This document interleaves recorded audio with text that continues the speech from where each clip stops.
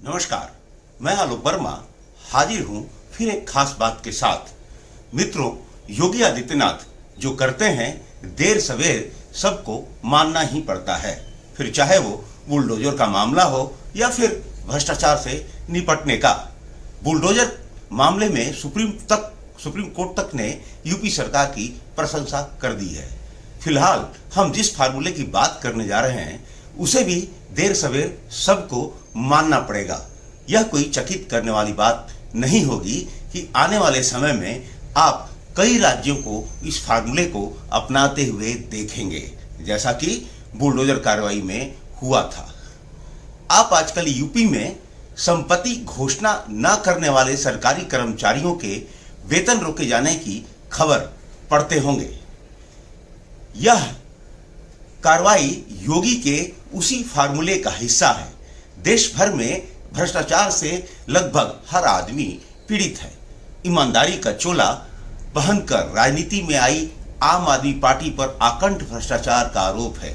इन आरोपों के चलते आपके सर्वे सर्वा और दिल्ली के मुख्यमंत्री अरविंद केजरीवाल स्वयं दिल्ली के शराब घोटाले में जेल में हैं।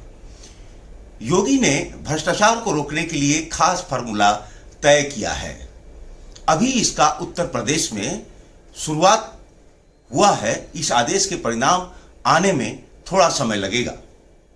अपराधियों और माफियाओं के विरुद्ध उत्तर प्रदेश की योगी आदित्यनाथ सरकार ने बुलडोजर चलाया। ये सब आप और हम जानते हैं। उनके द्वारा खड़ी की गई अवैध संपत्तियों को ध्वस्त किया गया, जो माफिया और गुंडों ने खड़ी किया था। ये प्रयोग इतना सफल रहा कि उत्तर प्रदेश में अपराध केवल घटे ही नहीं, अपराधी प्रदेश छोड़कर भागने लगे। प्रदेश की कामयाबी देखकर कुछ राज्यों ने भी यह नीति अपनाई।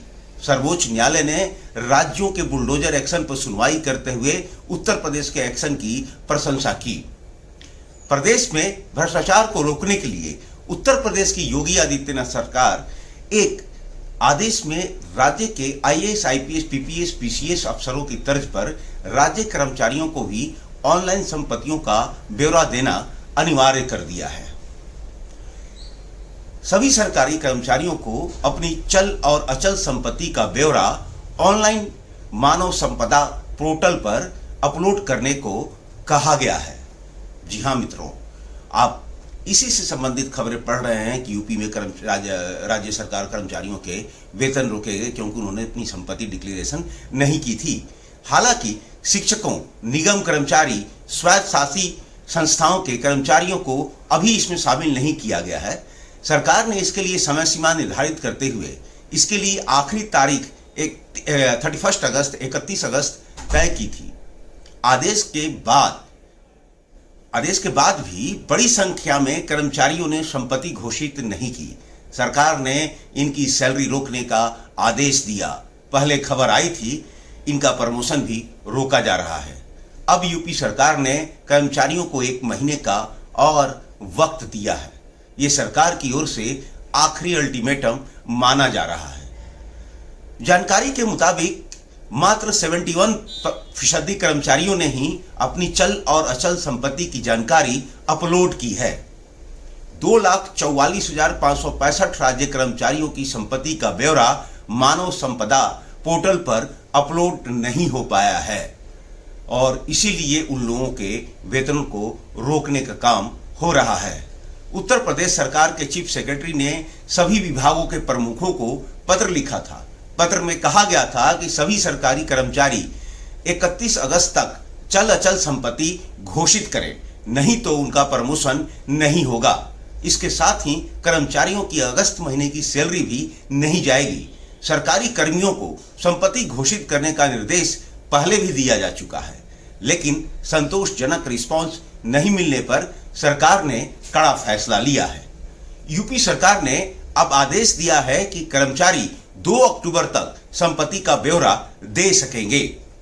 पहले ब्यौरा न देने वाले कर्मचारियों की अगस्त महीने की सैलरी रोकने का आदेश दे दिया गया था। 17 अगस्त को जब यह आदेश जारी हुआ था मित्रों, तब 1,31,748 यानी 15% राज्य कर्मचारियों ने ही पोर्टल पर अपनी संपत्ति दर्ज की थी। 20 से 31 अगस्त के बीच यह बढ़कर 71% हो गया, 71% हो गया।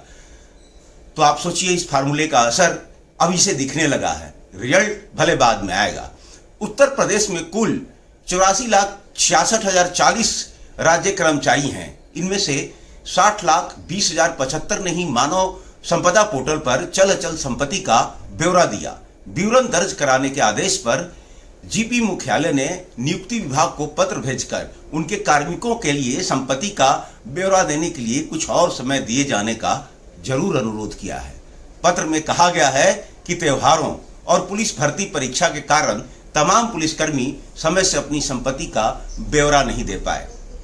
शासन के उच्च पदस्थ सूत्रों के अगर मान लें अगर उनकी, तो उनके मुताबिक जिन अधिकारियों कर्मचारियों का अगस्त माह का वेतन रोका गया, इसे तभी जारी किया जाएगा जब वे संपत्ति का ब्यौरा दे देंगे। सोचिए फार्मूला कितना सख्त और कितना कारगर होगा। उनकी संपत्ति का ब्यौरा मिलने पर वेतन देने का फैसला संबंधित विभाग शासन से वार्ता के बाद ले सकेंगे। लगता है कि इसी पत्र के बाद विवरण दर्ज कराने के लिए 1 माह का और समय दे दिया गया है। आज हालात यह है कि देखा गया है कि प्रधान या स्थानीय निकाय का चेयरमैन बनते ही उनके पास लंबी चौड़ी गाड़ी आ जाती है। यह तभी रुकेगी जब उसके और उसके परिवार की चल अचल संपत्ति चुने जाते ही शपथ से पूर्व घोषित की जाए। विधायकों और विधान परिषद सदस्य, विभिन्न बोर्ड के पदाधिकारी और सदस्यों पर भी यह व्यवस्था लागू होनी चाहिए। भ्रष्टाचार से निपटने का यह एक अच्छा फार्मूला है। इसका असर भले देर से हो, लेकिन इस तरह के सख्त निर्णय लेने से ही भ्रष्टाचार पर रोक लग सकेगा या उसे काबू कर सकेंगे। अगली बार फिर किसी मुद्दे के साथ मुलाकात होगी। तब तक के लिए नमस्कार।